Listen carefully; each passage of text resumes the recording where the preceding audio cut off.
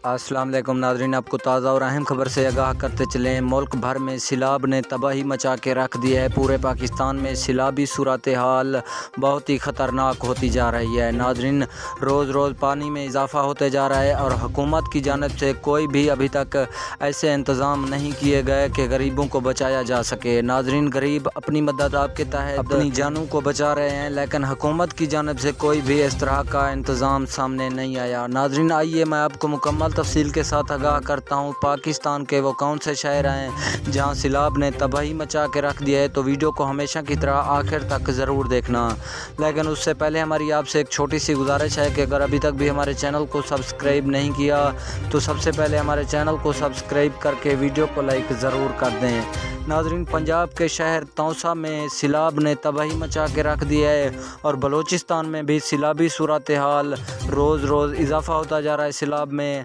और सैलाब से कई जानों का नुकसान